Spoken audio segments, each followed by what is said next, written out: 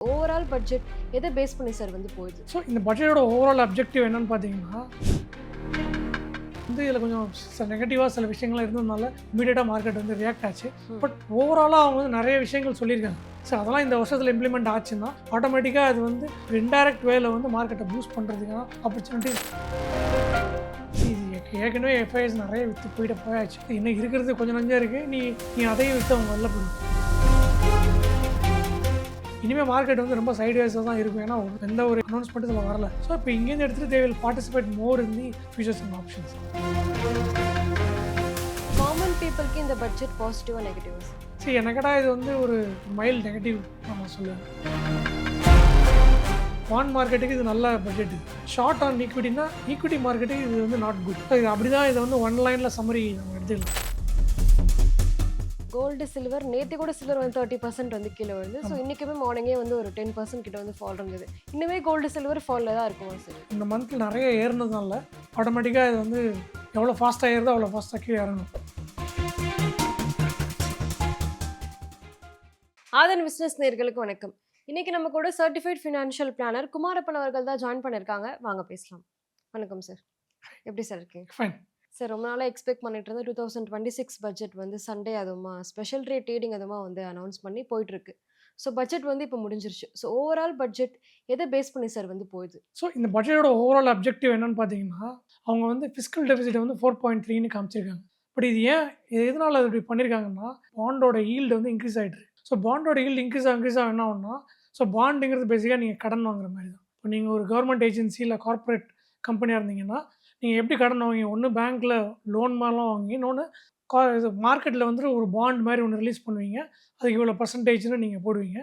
அந்த பர்சன்டேஜ் எனக்கு ஓகேனா நான் என்ன பண்ணுவேன், என்னோடய சேவிங்ஸ் அக்கௌண்ட் வந்து உங்களோட பாண்டில் நான் இன்வெஸ்ட் பண்ணுவேன். ஸோ நீங்கள் எனக்கு வந்து இவ்வளோ இன்ட்ரெஸ்ட் ரேட் நீங்கள் எனக்கு மந்த்லியோ குவார்ட்டர்லியோ கொடுக்கணும். இதுதான் பாண்ட் பேசிக்காக. ஸோ இந்த பாண்டோட ஈல்டு இன்க்ரீஸ் ஆக ஆரம்பிச்சதுன்னா என்ன ஆகும்னா, உங்களுக்கு புதுசாக கடன் வாங்குறதோட இன்ட்ரெஸ்ட் ரேட் ஜாஸ்தி ஆகுமா? கரெக்டாக? ஸோ இப்போ அதை குறைக்கணும். ஸோ கவர்மெண்ட் வந்து கடன் வாங்கும்போது அதை குறைக்கணும். அந்த ஈல்டு ஏறுச்சுன்னா அவங்களுக்கு இன்ட்ரெஸ்ட் ரேட் ஜாஸ்தி ஆகிடும். ஸோ இப்போ அதை கம்மி பண்ணணும்னா அவங்க வந்து ஃபிஸ்கல் டெபிசிட்டை வந்து கம்மியாக இருக்குன்னு காட்டணும். ஸோ அதுக்காக தான் என்ன பண்ணியிருக்காங்கன்னா, ஓவராலாக வந்து அவங்களோட இது பார்த்தீங்கன்னா வந்து 17 lakh crore நாங்கள் பாரோ பண்ண போகிறோம்னு சொல்லியிருக்காங்க. அதை அண்ட் இந்த டெபிசிட் பார்த்தீங்கன்னா 4.3 அப்படின்னு காமிச்சிருக்காங்க. ஸோ இதுதான் ஓவரால் அப்ஜெக்டிவ். அதாவது டெபிசிட் வந்து கம்மியாக காட்டணும்.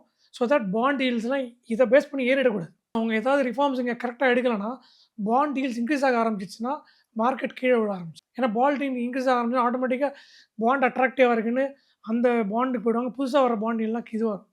ஸோ அதை அவாய்ட் பண்ணுறதுக்கு என்ன பண்ணணுமோ அதை ஓவராலாக இந்த பட்ஜெட்டில் அவங்க பண்ணியிருக்காங்க.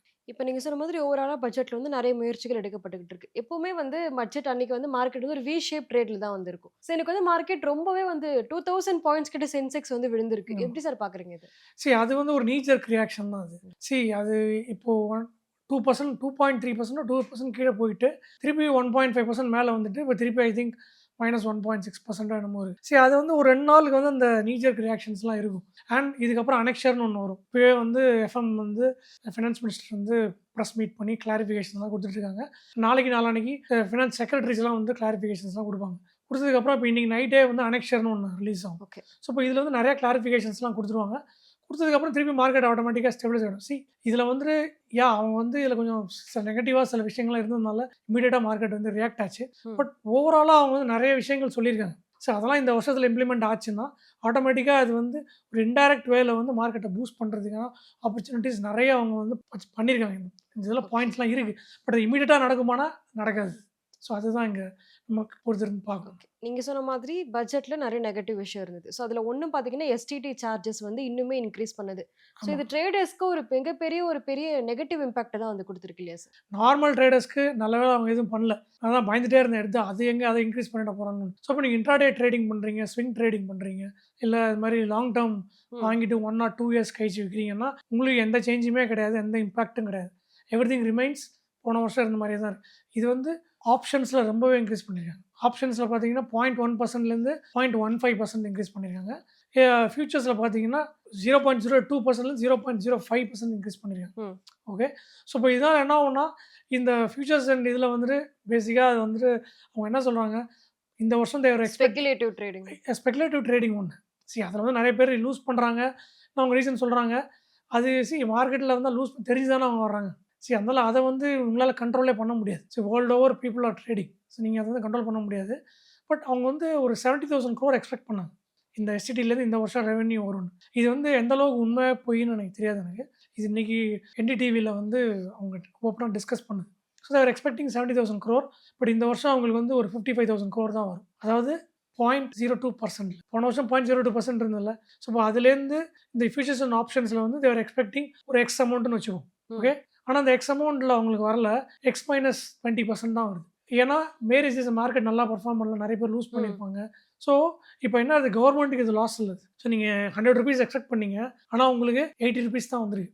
ஸோ இட்ஸ் 20% உங்களுக்கு வந்து லாஸ் இது. கரெக்டாக? ஸோ இப்போ இவங்க என்ன பண்ணியிருக்காங்க, 0.02 0.05 ஆகியிருக்காங்களா, இதை 0.1லேருந்து 0.15 ஆகியிருக்காங்களா. ஸோ அது வந்து கிட்டத்தட்ட பார்த்தீங்கன்னா 0.2 to 0.4ன்னா ஒரு 200% மேலே ஏற்றிருக்காங்க. கரெக்டாக?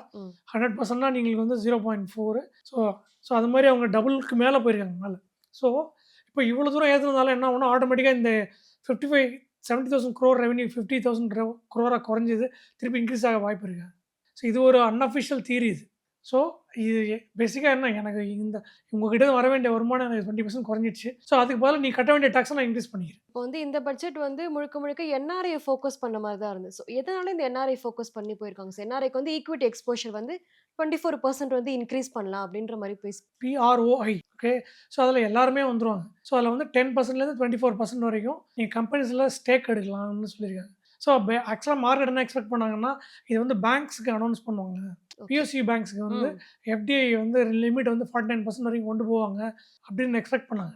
பார்த்தீங்கன்னா அதில் இன்றைக்கி பப்ளிக் செக்டர் பேங்க்ஸுக்கு நீங்கள் டபுள் வாமி, இன்னைக்கு டபுள் ஹிட். இன்னைக்கு ஒரு ஹிட் வந்து இந்த நியூஸ் இது எக்ஸ்பெக்ட் பண்ணாங்க, வரல. அதாவது FDI உள்ள ஸ்டேக் எடுக்கிறது வந்து இன்க்ரீஸ் பண்ணுவாங்க அப்படின்னு நினச்சாங்க. அதை பற்றி எதுவுமே சொல்லவே இல்லை. ஸோ அது ஃபஸ்ட் ஹிட். செகண்ட் ஹிட் வந்து என்ன சொல்லியிருக்காங்கன்னா, பாரோவிங் வந்து 17 lakh crore சொல்லியிருக்காங்க. இப்போ அதுவுமே நெகட்டிவாக பார்க்கப்பட்டிருக்கு. அதனால தான் PSU ஸ்டாக்ஸ்லாம் இன்றைக்கி, PSU பேங்க் ஸ்டாக்ஸ்லாம் இன்றைக்கி இண்டெக்ஸே 4% கீழே விழுந்துச்சு. ஸோ இது PROIங்கிறது வந்து ஃபாரின்லேருந்து வந்து இன்வெஸ்ட் பண்ணலாம் 10 to 24% வரைக்கும் சொல்லியிருக்காங்க. பட் இது எந்த அளவுக்கு இது ஒர்க் அவுட் ஆகும்னு தெரியல. ஏன்னா FIIs அவங்களுக்கு தான் இதெல்லாம் வந்து அவங்களுக்கான நியூஸ்லாம் வரும்னு எதிர்பார்த்தோம். பட் அதெல்லாம் எதுவுமே வரல.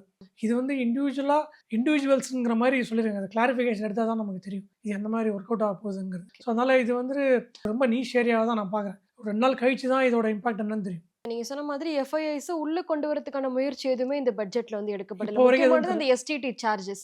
இதனால FIIs இன்னுமே வந்து வெளியே போறதுக்கான வாய்ப்பு அதிகமா இருக்கு. இல்லை, FIIs வந்து வெளில போகிறது வந்து ஃபியூச்சர்ஸ் அண்ட் ஆப்ஷன்ஸ்லேருந்து கிடையாது. ஓகே. அவங்க வெளில போகிறது வந்து லாங் இன்வெஸ்ட்மெண்ட்ஸ். நம்ம லாங்னு சொல்லுவோம், மேக்னே பேசுகிறோம் லாங் ஷார்ட், ரைட்? ஸோ லாங்னா வந்து அவங்க வாங்கி வச்சுட்டு உட்காந்துருக்க ஷேர்ஸை வந்துட்டு அவங்க நீ விற்க ஆரம்பிப்பாங்க. ஸோ இது வந்து ஆல்ரெடி இது ஏற்கனவே FIIs நிறைய விற்று போயாச்சு. இன்னும் இருக்கிறது கொஞ்சம் நஞ்சா இருக்குது. நீ அதையும் விற்று அவங்க வெளில போயிடும். So that's what it is. ஏன்னா எந்த இன்சென்டிவ்ஸும் அவங்க கொடுக்கல. பட் இதில் என்ன பார்க்குறாங்கன்னா, இப்போ இனிமேல் வந்து they will participate in the features and options. இந்த 0.1% பெரிய இம்பாக்ட் அவங்களுக்கு ஒன்றும், ஏன்னா அதில் வரப்போகிற ப்ராஃபிட் வந்து அன்லிமிட்டட் ப்ராஃபிட். நீங்கள் ஃபியூச்சர்ஸ் அண்ட் ஆப்ஷன்ஸில் இது எவ்வளோ தூரம் இன்க்ரீஸ் பண்ணாலுமே கூட, இஃப் கரெக்டாக அவங்க வந்து கால்ஸ் அண்ட் புட்ஸ் கரெக்டாக எடுத்தாங்க, அதை கரெக்டாக அந்த ஆப்ஷன்ஸை ப்ளே பண்ணாங்கன்னா ப்ராஃபிட் இஸ் அன்லிமிட்டட். ஸோ அப்படி இருக்கிறப்போ இந்த 0.15% ஒரு 0.02 0.05% வந்து அவங்களுக்கு ஒன்றுமே கிடையாது.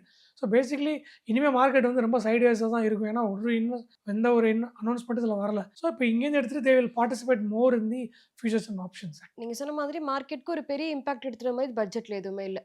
ஸோ பட்ஜெட்க்கு முன்னாடி வந்து இந்த செக்டார்லாம் வாட்ச் பண்ணணும் அப்படின்னு சொல்லிட்டு இன்ஃப்ரா, FMCG இது எல்லாமே சொல்லியிருந்தாங்க, ஃபார்மா இது எல்லாமே. ஸோ இது எல்லாமே டிஃபென்ஸை கூட பெரிய அளவுக்கு வந்து எந்த இதுவுமே ஒதுக்கவே இல்லை. ஸோ எப்படி சார் பார்க்குறீங்க? சரி, ஏன்னா இப்போ வந்து அவங்க இன்ஃப்ராஸ்ட்ரக்சருக்கு 12 lakhs crores போட்டிருக்காங்க. ஸோ பணம்லாம் அங்கே போயிடுச்சு. அதுக்கப்புறம் வந்து பயோஃபார்மான்னு ஒன்று அனௌன்ஸ் பண்ணியிருக்காங்க. அதில் வந்து என்ன பண்ண போகிறாங்கன்னு அவங்க என்ன சொல்லுவாங்க, medical regional hubs, health care regional ஹப்ஸ்ன்னு ஏதோ ஒரு ஆயுர்வேதாக்கு ஒதுக்குறது. அது வந்து யூனிவர்சிட்டிஸ் மாதிரி. அது இல்லாமல் ஒரு 5 ரீஜனல் ஹெல்த் ஹப் மாதிரி ஒன்று கொண்டு வர போகிறோங்கிற மாதிரி ஒன்று சொல்லியிருக்காங்க. மெடிக்கல் டூரிசமை இம்ப்ரூவ் பண்ணுறதுக்குன்னு சொல்லி ரீஜனல் ஹப்ஸ் மாதிரி ஒன்று கொண்டு வர போகிறோம்லாம் சொல்லியிருக்காங்க. பட் இதெல்லாம் 1 year நடக்காது. சரி, ரீஜனல் ஹப் நீங்கள் 5 இடத்துல நீங்கள் பண்ண போகிறீங்கன்னா இதெல்லாம் ஒரு பீரியட் ஆஃப் டைம் நடக்கணும். ஓகே, ஸோ இப்போ நான் என்ன சொல்ல வரேன்னா, நீங்கள் வந்து இப்போ இதில் இன்ஃப்ராஸ்ட்ரக்சருக்கு அண்ட் மேனுஃபேக்சரிங்க்கு கொஞ்சம் பாசிட்டிவ் நியூஸ் இதில் இருக்குது. ஏன்னா இப்போ 12 lakh crore அவங்க வந்து ஸ்பெண்ட் பண்ண போகிறேன்னு சொல்லியிருக்காங்க. அப்படின்னா என்ன ஆகும்னா, இன்ஃப்ராஸ்ட்ரக்சரில் நிறைய ஆர்டர்ஸ் வர ஆரம்பிக்கும். That will again come to the companies and these companies can grow and do things. So அதில் இன்ஃப்ராஸ்ட்ரக்சர் மேனுஃபேக்சரிங் நிறைய அனௌன்ஸ்மெண்ட்ஸ் பண்ணியிருக்காங்க. அதில் இம்ப்ளிமெண்ட் பண்ணுறப்போ we can see some traction அங்கே. பட் மற்றபடி பார்த்தீங்கன்னா மார்க்கெட்டுக்கு இதில் வந்து பெருசாக பாசிட்டிவ் நியூஸ்னு எதுவுமே நீங்கள் எடுத்துக்க முடியாது இதில். ஸோ இன்ஃப்ராஸ்ட்ரக்சர் கம்பெனிஸ் அண்ட் மேனுஃபேக்சரிங்க்கு கொஞ்சம் நியூஸ் இருக்குது. பட் அதுவுமே எப்படி வரப்போகுதுங்கிறது போக போக தான் தெரியும். ஏன்னா ஒரு கேபிட்டல் எக்ஸ்பெண்டிச்சருங்கிறது உடனே நடக்காது. ஒரு பீரியட் ஆஃப் டைம் அது ரிஃப்ளெக்ட் ஆகிறதுக்கே 6-7 மாதம் ஆகும். ஸோ அப்போ தான் நமக்கு தெரியும் இது எப்படி போகுது. காமன் பீப்புளுக்கு இந்த பட்ஜெட் பாசிட்டிவா நெகட்டிவா சார்? காமன் பீப்புளுக்கு இது வந்துட்டு இன்கம் ஐடிஆர் ஃபைலிங்கும் வந்து எக்ஸ்டெண்ட் பண்ணியிருக்காங்க. அதெல்லாம் ஒன்றும் பெருசாக இல்லை. அதுக்குமே பெனால்ட்டிலாம் ஒன்றும் குறைக்கல அவங்க. ஏதோ ஒரு அமௌண்ட்லாம் வேறு பே பண்ணணும், பே பண்ணிட்டு சரி என்ன கேட்டால் இது வந்து ஒரு மைல்டு நெகட்டிவ் தான் நான் சொல்லுவேன். மைல்டு நெகட்டிவ்னு தான் நம்ம வச்சுக்கோங்க. ஏன்னா இது வந்துட்டு காமன் பீப்புளுக்கு, அதாவது நீங்கள் எப்படி சொல்கிறேன்னா ஒரு இன்வெஸ்டராக ட்ரேடராக இருந்தீங்கன்னா இது மைல்ட்லி நெகட்டிவ். ஏன்னா மார்க்கெட்டில் வந்து இன்னுமே மார்க்கெட் வந்து பெசிமிஸ்டிக் ஆகிடுச்சு. அதனால் ஒரு ட்ரேடரோ இல்லை ஒரு ஒரு ஒரு ஸ்விங் ட்ரேடரோ இல்லை இன்ட்ராடே ட்ரேடருக்கு வந்து இது கொஞ்சம் நெகட்டிவ் தான் அது. So but futures and options வந்து நீங்கள் இவங்க இன்க்ரீஸ் பண்ணியிருந்தாலும் அவங்களுக்கு இப்போது என்ன கேட்டிங்கன்னா there are lot of opportunities. ஏன்னா மார்க்கெட்டை ஸ்டார்ட் பண்ணலாம்ல. ஏன்னா இவ்வளோ நெகட்டிவாக இருக்குது. ஆனால் கம்ப்ளீட்லி பீப்புள் ஆர் இன்றைக்கி எல்லாருமே வந்து ரொம்ப டிஜெக்டட் ஆகிடும். ஐ மீன் தேர் ஆல் டிசப்பாயிண்டட் பேசிக்கலி. ஸோ அப்போ என்ன வேணா மார்க்கெட்டில் ரிஃப்ளெக்ட் ஆகும். அது மார்க்கெட் எவ்வளோக்கு எவ்வளோ சைட் வேஸில் இருக்கோ அவ்வளோக்கு எவ்வளோ ஃபியூச்சர்ஸ் அண்ட் ஆப்ஷன்ஸில் யூ கேன் புரியுது. ஸோ இது கவுண்டர் ப்ரொடக்டிவாக தான் நீங்கள் இது வந்து இது டக்குன்னு பார்க்கும்போது ஃபியூச்சர்ஸ் அண்ட் ஆப்ஷன்ஸில் வந்து இது நெகட்டிவாக இருக்கிற மாதிரி இருக்கும். பட் ஆக்சுவலாக இதில் ப்ளே பண்ணுறவங்களுக்கு இது வந்து நல்ல சான்ஸ் இது. ஏன்னா மார்க்கெட்டில் வந்து பாசிட்டிவ் நியூஸ் கிடையாது. நிறைய ஷேர்ஸ் இப்போ கீழே விழும், சைட் வேஸில் இருக்கும். அது எல்லாத்தையும் அவங்க ஷார்ட் பண்ணி தே கேன் ஏர்ன் மோர் ஆக்சுவலாக. ஸோ இது வந்து ஒரு 3 செக்மெண்ட்டாக நீங்கள் பிரிச்சுக்கணும். காமன் பீப்புள் இப்போ உங்களாம் என்ன மாதிரி வந்து ப்ரைஸ் ரைஸ் இன்க்ரீஸ் ஆகாமல் இருந்ததுன்னா பெரிய விஷயம். இந்த பட்ஜெட்னால ப்ரைஸ் ரைஸ் எதுவும் இன்க்ரீஸ் ஆகாதுன்னு நான் நினைக்கிறேன். ஸோ அந்த விஷயத்தில் ஒரு நியூட்ரல் எடுத்துக்கலாம். இப்போ ட்ரேடர்ஸ்க்கு, ஸ்விங் ட்ரேடர்ஸ் இவங்களுக்குலாம் பார்த்தீங்கன்னா இது கொஞ்சம் நெகட்டிவ் தான். பட் F&Oவில் இருக்கிறவங்களுக்கு இது இன்க்ரீஸ் ஆனாலுமே பிகாஸ் மார்க்கெட் சைட் வேஸில் போகிறதுனால there is a possibility to earn more. இப்போ நீங்க சொன்ன மாதிரி இந்த ஜாயிண்ட் டாக்ஸேஷன்லாம் வரப்போகுது அப்படின்ற மாதிரி ஒரு ரூமர்ஸ்லாம் போயிட்டு இருந்தது. கோல்டுக்குமே வந்து ஜிஎஸ்டி குறைக்கிறதா கூட, இம்போர்ட் டியூட்டிஸ், ஜிஎஸ்டி இதெல்லாமே குறைக்கிறதுக்கான வாய்ப்பு இருக்குன்னு கூட சில ரூமர்ஸ் போயிட்டு இருந்துச்சு. பட் இந்த பட்ஜெட்ல அது எதுவுமே வந்து அனௌன்ஸ் பண்ணப்படல. ஸோ இப்போ மார்க்கெட் ரொம்பவே வீக்கா இருக்கிறதுனால எல்லாருமே கோல்டு நோக்கி போவாங்க சார். ஆமாம், திருப்பி இன்னைக்கு ஆக்சுவலாக பார்த்தீங்கன்னா கோல்டு கால 11% கீழே விழுந்தது. இப்போ இந்த அப்போ பார்த்தீங்கன்னா இண்டெக்ஸ் வந்து ஏறி இருந்தது. இது அவங்க வந்து அனௌன்ஸ் பண்ண ஆட்டோமேட்டிக்காக என்ன ஆரம்பிச்சு இண்டெக்ஸ் 2% கீழே போயிடுச்சு. 11% விழுந்த கோல்டு வந்து -6% ஆயிடுச்சு. நான் சொல்கிறது கோல்டு ETF கல்ல -11% இருந்தது. அப்புறம் பார்த்தீங்கன்னா -6% கிட்ட வந்தது. ஸோ இப்போ ஆட்டோமேட்டிக்காக என்ன ஆகும்னா இம்போர்ட் டியூட்டி வந்து ஆல்ரெடி 5% தான் இருக்குது கோல்டு. ஸோ அதுக்கு மேலே அவங்க வந்து அதில் குறைக்கிறது, இன்ஃபேக்ட் இன்க்ரீஸ் பண்ணுவாங்கன்னு நம்மளாம் நினச்சோம். அவங்க எதுவும் இன்க்ரீஸ்லாம் பண்ணலாம். ஸோ அதனால் அதில் வந்து அவங்க எதுவும் சேஞ்சஸ்லாம் எதுவும் கொண்டு வரல. ஸோ இப்போ இதில் என்ன ஆகும்னா இப்போ இது வந்துட்டு இங்கேருந்து இப்போ ரியல் எஸ்டேட் போகிறதுக்கான சில வாய்ப்புகள் இருக்குது. ஸோ இப்போ ஈக்விட்டியில் இனிமேல் வராதுன்னு தெரிஞ்சு போச்சு. அதாவது இதில் இனிமேல் பெருசாக ஒன்றும் வரல, எக்ஸ்பெக்ட் பண்ணாங்க, எதுவுமே வரல, இவ்வளோ ரிட்டர்ன்ஸும் வரலன்னா இனிமேல் என்ன ஆகும்னா people will go and buy real estate. So maybe land வாங்கலாம், இல்லை வேறு ஏதாவது அவங்க இன்வெஸ்ட்மெண்ட். ரியல் எஸ்டேட் ஒரு எக்ஸாம்பிள் நான் சொல்கிறேன். டைவர்சிஃபை பண்ண வாய்ப்புகள் நிறைய இருக்குது. இப்போ பாண்ட் ஆக்சுவலாக அதில் பார்த்தீங்கன்னா NDTVயில் வந்து ஒரு சிம்பிளாக 1 லைனில் சொன்னாங்க. இந்த ஓவரால் பட்ஜெட் பார்த்தீங்கன்னா long on bonds, short on equity. அப்படின்னா என்னன்னு உங்களுக்கு புரியுது? லாங் ஆன் பாண்ட்ஸ்னால் இது பாண்ட் பாசிட்டிவ், பாண்ட் மார்க்கெட்டுக்கு இது நல்ல பட்ஜெட். இது ஷார்ட் ஆன் ஈக்விட்டினா ஈக்விட்டி மார்க்கெட்டுக்கு இது வந்து நாட் குட். ஸோ இது அப்படி தான் இதை வந்து 1 லைனில் சம்மரி நம்ம எடுத்துக்கலாம். ஏன்னா இப்போ வந்து முனிசிபல் பாண்ட்ஸுக்கு 100 crore இன்சென்டிவ்ஸ் கொடுத்துருக்காங்க. அப்படின்னா இப்போ முனிசிபல் கார்பரேஷன் வந்து ஒரு 1000 crore பாண்ட் ஒன்று அனௌன்ஸ் பண்ணுறாங்கன்னா அதில் 100 crore இன்சென்டிவ்னு ஸ்டேட் கவர்மெண்ட், சென்ட்ரல் கவர்மெண்ட் வந்து சொல்கிறாங்க. ஸோ இப்போ இது பார்த்தீங்கன்னா இதனால் என்ன ஆகும்னா நிறைய பெரிய முனிசிபல், ஃபார் எக்ஸாம்பிள் மும்பை இந்த மாதிரி இடத்துல முனிசிபல் பாண்ட்ஸ் நிறைய வர ஆரம்பிக்கும் இந்த இன்சென்டிவ்ஸ்னால. ஏற்கனவே இருந்த இன்சென்டிவ்ஸ் ரொம்ப கம்மி. அம்ருத்தில் வந்து பார்த்தீங்கன்னா 100 crore வரைக்கும் தான் இருந்தது டோட்டலாக. ஸோ இப்போ அதை இன்க்ரீஸ் பண்ணியிருக்காங்க. ஸோ அதனால் அதே மாதிரி பாண்ட் சொன்னதுனால ஸ்வாப்ஸ்னு ஒன்று சொல்லியிருக்காங்க. ஓகே, டோட்டல் இந்த ஸ்வாப்ஸ்னு. ஸோ அது பார்த்தீங்கன்னா இப்போ வந்து பாண்ட் நீங்கள் ஹோல்ட் பண்ணியிருக்கீங்க. ஓகே, இப்போ நீங்கள் தான் பேங்க்னு வச்சுப்போம். ஃபார் எக்ஸாம்பிள் சிம்பிளாக நான் சொல்கிறேன், பாண்ட் வந்து உங்கள் பேரில் இருக்குது. ஓகே, நான் வந்து ஒரு நாமினல் அமௌண்ட் உங்களுக்கு பே பண்ணணும். இந்த பாண்டை வந்து நீங்கள் எனக்கு ட்ரான்ஸ்ஃபர் பண்ணிவிடுவீங்க. ஸோ அதில் வர இன்ட்ரெஸ்ட்டு, ப்ரைஸ் அப்ரிசியேஷன், அதில் நடக்கிற எல்லா பாண்ட் ஆக்டிவிட்டீஸ் எல்லாமே எனக்கு வந்துடும். உங்களுக்கு எதுவுமே வராது. ஆனால் பாண்ட் உங்கள் நேமில் இருக்கும். Okay, I will pay some amount for you. அதுக்கான அமௌண்ட்டை நான் உங்களுக்கு பே பண்ணிடுவேன். ஸோ இப்போ இது எதுக்குன்னா, ஃபார் எக்ஸாம்பிள் இப்போ பேங்க்ஸ் இது மாதிரி நிறைய பாண்ட்ஸ் ஹோல்டர்ஸ்லாம் இருக்காங்களா, அவங்க புக்ஸ்லேருந்து இது மாதிரி சில பாண்ட்ஸை வந்து ஒரு பீரியட் ஆஃப் டைமுக்கு வெளியில் எடுத்துகிட்டு இதை லெண்டிங் மாதிரி இல்லை இது வெளியில் கொடுத்துட்டு திருப்பி வேணுங்கிறப்ப திருப்பி உள்ளே கொண்டு வந்து. ஸோ இது மாதிரி பாண்ட் மார்க்கெட்டுக்கு நிறைய அனௌன்ஸ் பண்ணியிருக்காங்க. ஸோ இதெல்லாம் 2-3 நாளில் தெரியும் எப்படி வரப்போகுது என்னங்க. கோல்டு, சில்வர் நேற்று கூட சில்வர் வந்து 30% வந்து கீழே விழுந்து. ஸோ இன்றைக்குமே மார்னிங்கே வந்து ஒரு 10% கிட்ட வந்து ஃபால் இருந்தது. இன்னுமே கோல்டு சில்வர் ஃபாலில் தான் இருக்குமா சார்? இந்த மந்தில் நிறைய ஏறினதுனால ஆட்டோமேட்டிக்காக இது வந்து எவ்வளோ ஃபாஸ்ட்டாக ஏறுதோ அவ்வளோ ஃபாஸ்ட்டாக கீழே இறங்கணும். ஸோ கோல்டு ETF வந்து நீங்கள் 17% வரைக்கும் இறங்கியிருக்கு. அதே மாதிரி சில்வர் பார்த்தீங்கன்னா கிட்டத்தட்ட 30% மேலே கீழே வந்து. ஸோ இப்போ நம்ம இது 3ஆ பிரிச்சுக்கலாம் நம்ம. ஓகே. ஃபர்ஸ்ட் வந்து நீங்கள் ஆல்ரெடி வாங்கி வச்சிருக்கீங்க. முன்னாடியே நீங்கள் வாங்கி வச்சிருக்க இன்வெஸ்டராக இருந்தால் நீங்கள் ஒன்றுமே பண்ண தேவையில்ல. ஜஸ்ட் நீங்கள் கொஞ்சம் அமைதியாக இருக்கிறது பெட்டர். அதை நான் சொல்கிறது ஒரு 7-8 மாதத்துக்கு முன்னாடி வாங்கினவங்க ஓகே. நல்ல ப்ராஃபிட்டில் இருக்கவங்க ஜஸ்ட் கீப் குவைட், ஒன்றும் பண்ண தேவை. செகண்ட் வந்து இப்போ ரீசெண்டாக வாங்கியிருப்பாங்கல்ல, இப்போ ஜான்வரியில் வாங்கினவங்க இல்லை டிசம்பரில் வாங்கினவங்களாம் கண்டிப்பாக ஒரு 10% 20% லாஸில் இருப்பாங்க. ஸோ அவங்கெல்லாம் என்ன பண்ணலாம்னா கொஞ்சம் வெயிட் பண்ணலாம். ஏன்னா இப்போ இதுக்கு அடுத்து இன்னொரு ஸ்பைக் வரும். ஸோ அந்த ஸ்பைக் வர்றப்போ அவங்க எக்ஸிட் பண்ணணும்னா எக்ஸிட் பண்ணிக்கலாம். ஸோ இது வந்து இப்போ ரீசெண்டாக வாங்கினவங்க. தேர்ட் கேட்டகரி வந்து இது வரைக்கும் வாங்கவே இல்லை, இப்போ தான் நான் வாங்கவே போகிறேன்னா this is the right time to enter. But பார்ட்டாக உள்ள போகணும். எஸ்ஐபியோ இல்லை நீங்கள் எவ்வளோ எஸ்ஐபின்னு சொல்ல முடியாது. நீங்கள் ETF வாங்குறீங்கன்னா எஸ்ஐபி பண்ண முடியாது. மியூச்சுவல் ஃபண்டாக இருந்தால் எஸ்ஐபி பண்ணலாம். இல்லை டேரெக்டாக வாங்குறீங்கன்னா நீங்கள் சின்ன சின்ன அமௌண்ட்டாக நீங்கள் வாங்கிங்க. ஃபார் எக்ஸாம்பிள் 1 lakh நீங்கள் இன்வெஸ்ட் பண்ணணும்னு ஒரு எக்ஸாம்பிள் நான் சொல்கிறேன். அப்படின்னா ஒரு 10 இன்ஸ்டால்மெண்ட் வச்சு, ஓகே, இங்கேருந்து ஒரு 4 மாதம் வெயிட் பண்ணி இந்த 10 இன்ஸ்டால்மெண்ட்டாக நீங்கள் வாங்கிட்டே எவ்ரி 3 வீக்ஸ்க்கு ஒரு தடவை ஒரு சின்ன ஒரு 2 கிராம்ஸோ 3 கிராம்ஸோ, இல்லை நீங்கள் ஃபிசிக்கலாக வாங்குறீங்கன்னா 1 கிராம் 2 கிராம், இல்லை நீங்கள் ETF வாங்குறீங்கன்னா 1 யூனிட் 2 யூனிட், எவ்வளோ அமௌண்ட்டை ஒரு 10 யூனிட்ஸாக பிரிச்சிங்க. 10,000 10,000 10,000 அப்படி பிரித்து நீங்கள் வாங்கினீங்கன்னா நிறைய ஸ்பைக்ஸ் இருக்க போகுது. ஏன்னா இப்போது அடுத்த வாரம் ட்ரம்ப் என்ன பண்ண போகிறாருன்னு தெரியல. ஏன்னா இப்போ நீங்கள் பார்த்தீங்கன்னா எல்லா பக்கத்துலேருந்து அடி வாங்கும். சரி, நீங்கள் அதான் நடந்துட்டு இருக்கு. ஒன்று ஜியோ பொலிட்டிக்கல் டென்ஷன் இருக்குது, அதுக்கு மேலே மெட்டல்ஸ் வந்து வாலடைலாக இருக்குது. பட்ஜெட்டில் ஹெல்ப் வரும்னு பார்த்தா பட்ஜெட்லேயும் ஒன்றும் நடக்கலை.